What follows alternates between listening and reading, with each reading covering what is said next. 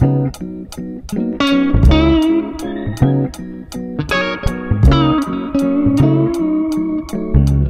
my friends, welcome back to my channel. So in today's video, we're going to be talking about the 8 books that I read in May. Overall, I had a very good reading month. No 5 stars, unfortunately, but it was probably like a solid average 4-star rating. It was a very good reading month, but yeah, just unfortunately no 5-star, which makes me a little bit sad. Hopefully June will bring in some 5 stars, fingers crossed. By the way, I just want to apologize if I sound very nasally and sick. It's because I am. Let's get into the video. The first book that I read in May was Before We Were Strangers by Renee Carlino. Few things just to note. I love this cover. The bright lights, the pink font, like, I don't know why, I'm really a huge fan of this cover. And you can see I thoroughly loved this book. I tabbed it a lot. It was full of quotes and passages that I just absolutely adored, and I was like, I need to underline this and tab it because it was so good. This is a second chance romance. It follows 2 people, Grace and Matt, and they first met in college, and it kind of flips between the present and the future. So you start off in the future, which is when they're both 36 years old. What ends up happening is Matt is at the train station waiting for his train, and then he sees Grace, and like all these memories come back. He hasn't seen her in 15 years since they left college. All these memories of like his youth and his kind of first love just come flooding back to him, and he's like, oh my god,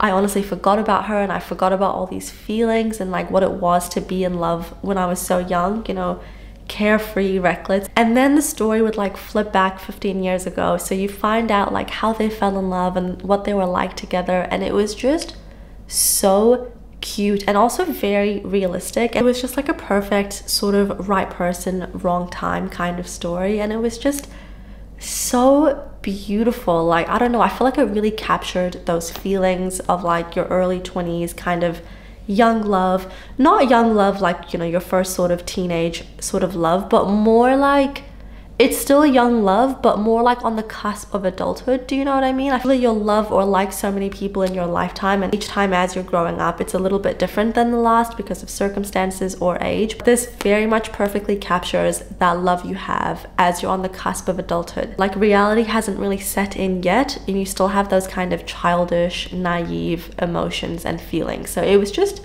I don't know, it was done so well. I highly recommend this book. Guys, this book came so close to being a 5-star for me, like so close.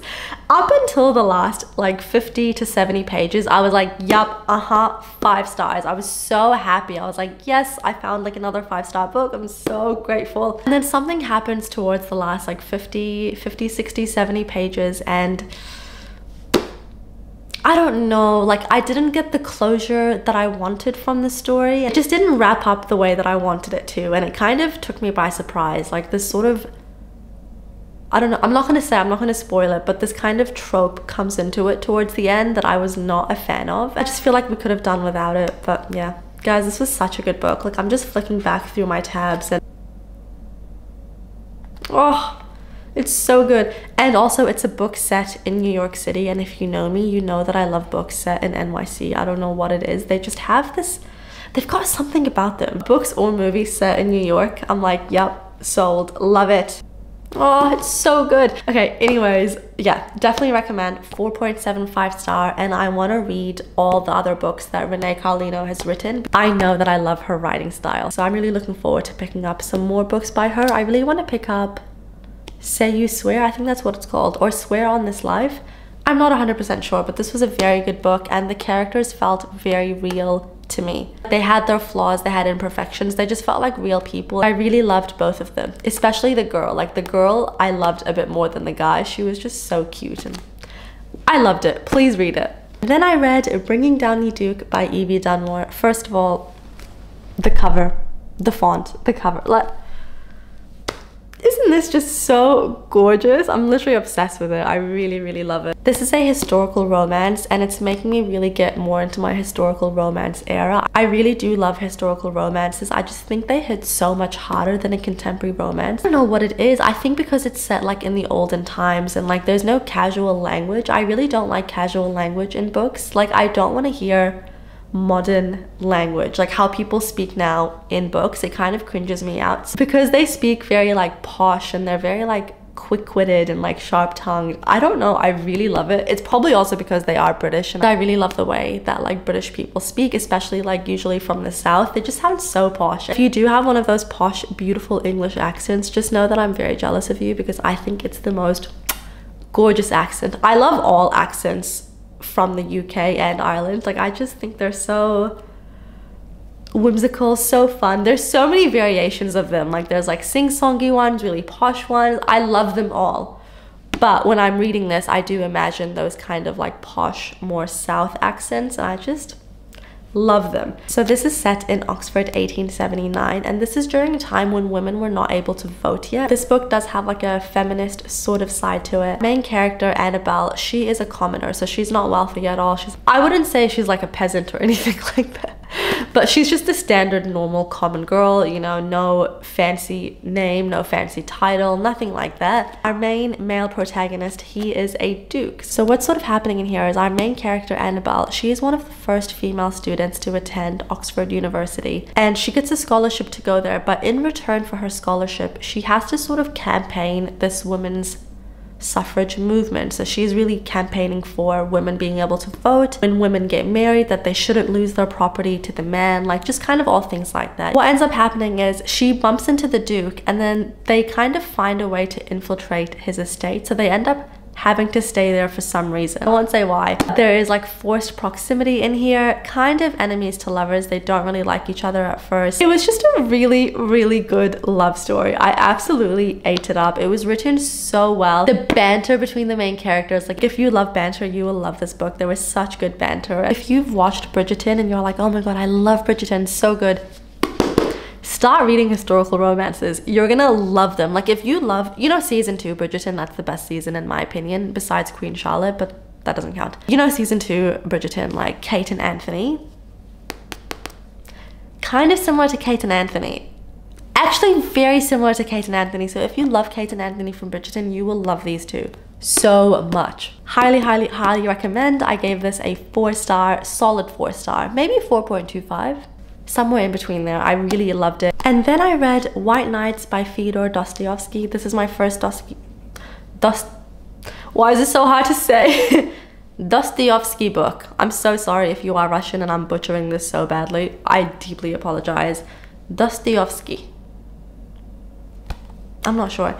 But yeah, this is my first book by him. He's got so many books, and I really want to get to most of them. I really want to read Crime and Punishment, and I also really want to read The Brothers Karamazov, which I do have and I will get to. I picked this book up because Jack Edwards, you guys know I love Jack Edwards. I love his content so much. He read this book because he saw like a TikTok or like a post somewhere saying, you think you know what love is until you've read White Nights by Fyodor Dostoevsky. And then so he picked up that book, loved it, and then talked about it on his TikTok and YouTube, I think. And then because of him, I ended up picking it up. It is a very nice and short book. It's only 111 pages, and it's tiny, like compared to a standard book.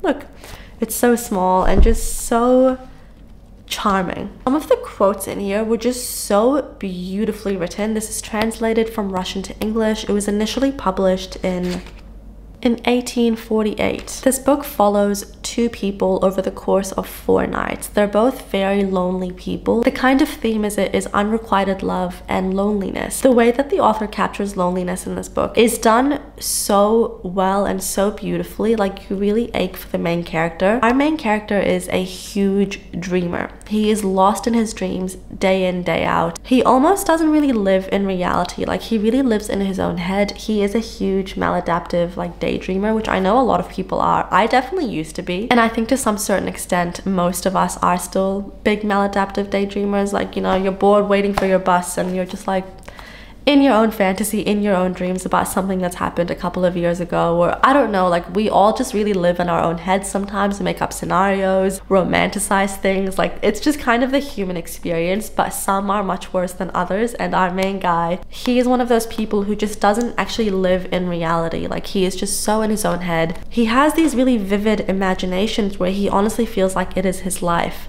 Like, he feels like he's already fallen in love because he's conjured up this woman in his brain for so long, and he's just like, I don't know, I really loved him. Really kind of related to him at some points, like when he would talk about like daydreaming and kind of getting lost in your own dreams. I was like, you know what, I do that sometimes. And honestly, I think if you are a reader, you might probably relate to this as well, because I think a lot of times readers tend to be daydreamers, at least in my opinion. This book doesn't really have a strong plot. It's more character driven. So if you are a plot driven person, I don't think you would enjoy it. It's honestly just two people. They meet over the course of 4 nights and they just tell each other their stories. He tells her about his life and his upbringing and just what he's like, and then she does the same thing. And that's kind of all that happens, but their stories are both very fascinating. It's just a very gorgeous book. I do highly recommend this. I gave it a 4 star. I wasn't like obsessed with it, like, oh my god, this is the best book ever, but I thoroughly enjoyed it and I thought it was really beautifully written, and it definitely makes me want to read his other books, so I highly recommend this one. Okay, and then I read The Selection by Kiara Cass. Guys, this book, I've been aware of this book for like 15 years. It's one of those popular books that I've just seen around for so long, and I've always been like a little bit curious about it, but obviously not enough to purchase it. I was secondhand book shopping and I saw it there and I was like, you know what?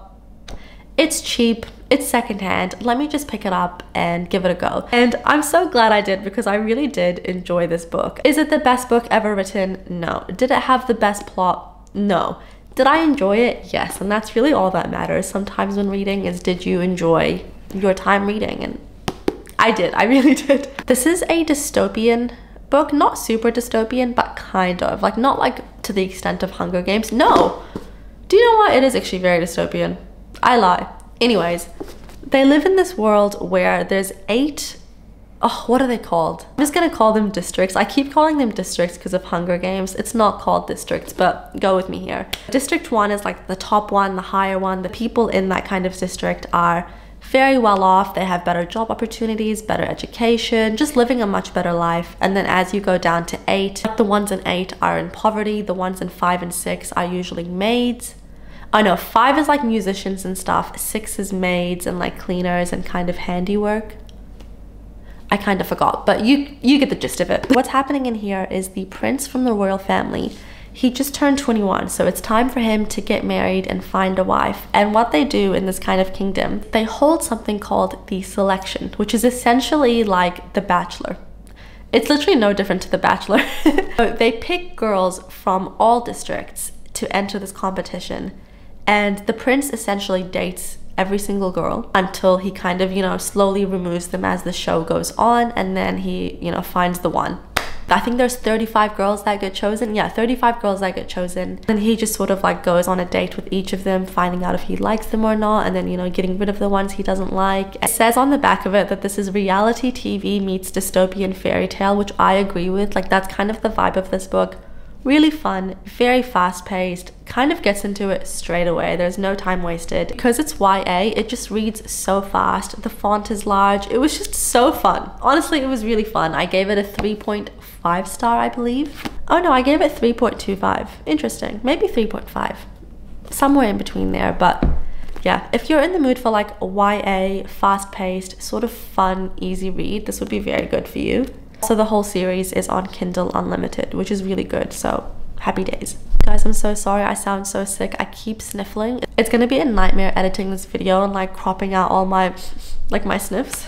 And then I read Harry Potter and the Philosopher's Stone. This is the first Harry Potter book. Loved it. I've already read it before, so it was just nostalgic kind of rereading it. I love Harry Potter. And if you're someone that hasn't yet read Harry Potter and you decide to pick it up and you read the first book, just please know that this is a children's book, but as the series goes on, it gets darker, way better. Like the plot, the world building, the characters, the development, everything gets so good.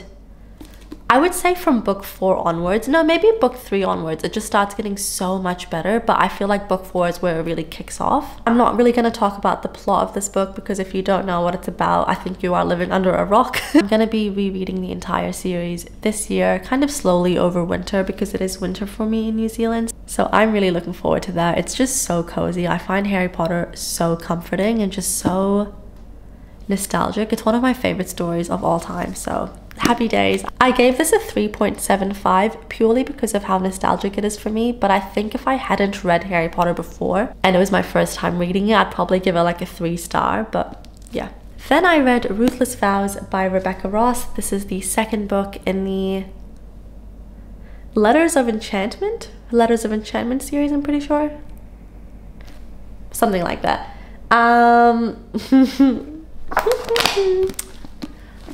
This book was a struggle for me to get through, I'm not gonna lie. I was reading this most of May, and I would like put it down, listen to the audiobook, put it down, come back to the book.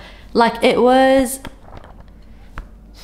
really sad because Divine Rivals was a 5-star book for me. Divine Rivals was chef's kiss. Superb. I loved it so much. But this book, I really just did not enjoy the plot and the storyline of this book. Like, I was really forcing myself to read it, to be honest with you. I don't know, it was just kind of a letdown, to be honest, following Divine Rivals, because Divine Rivals was so good. And like, while the writing was still so good in this book, I just felt a little bit disappointed by the story, to be honest, and just the way that it went. It was not what I wanted. And I know a lot of other people feel the exact same way about this. I thought it was just me at first, but apparently lots of people were let down by the second book. I don't want you to be scared off reading Divine Rivals after me having said that, because Divine Rivals is so good. So please at least just read that book and then just finish it there. No, that's not true. Read the series, but just... And then I read One Dark Window by Rachel Gillig. This was a very, very good book. I really enjoyed just like the whole vibe of this book. I feel like if it is winter for you, this is the perfect book to read. I just don't feel like it's good to read in summer. This book is everything that you want when it's winter. It's misty and gloomy and dark, and like it's a gothic fairy tale. So you want to be reading this book when it's like foggy and rainy outside. Like, that is the vibe of this book. It was so good and kind of just gave me all those dark gothic fantasy romance vibes, and I loved it. So this book follows Elspeth, who is our main character, and she lives in this town called Blunder. There's like this dark sort of magic infecting their town, and they're trying to fix it, and they can only do that in one way, which I don't think it says on the back, so I'm not going to say what that is. But I just want to say that the magic system in this book was so cool and very like fascinating. Like, it'd been a while since I've read a fantasy romance that has like a really fascinating, well thought out magic system. In my opinion, it could just be me. Honestly, it might just be me. This is a fantasy romance. There is like a slow burn kind of enemies to lovers going on in this book, but I do just want to say that it's not heavy on the fantasy romance. Let's say you just read ACOTAR and you're looking for more fantasy romances similar to that. You're not gonna get it here, because this book is mostly like fantasy with a romance subplot. But I always find with books like that, the romance is better just because it's only given to you in sprinkles, and those sprinkles are so good. You're like, oh my god, I'm devouring it. I was eating it up. So I did really love the romance in this book, but let me just say, it's not super romance heavy. Please don't go into this book expecting like the best fantasy romance or anything like that, because you're not gonna get that. But you will get like a very cool storyline and very fascinating kind of magic system, and just a good book, a very good book. What did I rate this book? I gave it a 4-star, and I agree with that. It's a solid 4-star. I wouldn't say I'm like obsessed with it or like it was my favorite book, but it was a solid 4-star read, which is honestly all you can hope for sometimes. Okay, and then the last book that I read in May is none other than The Cruel Prince by Holly Black. This is the first book in the Folk of Air series. Yes, the Folk of the Air. And I loved it. I really loved it, and I was so scared that I wasn't, because so many of my subscribers recommended this book to me and were like, Sarah, you're gonna love it. Because of that, I was very apprehensive to go into it because my expectations were quite high, and I was like, oh, what if I don't like it and I'm gonna like, I don't know. I was just worried that I wasn't gonna like it because people thought I was gonna love it. Do you know what I mean? I was like, oh, what if I don't?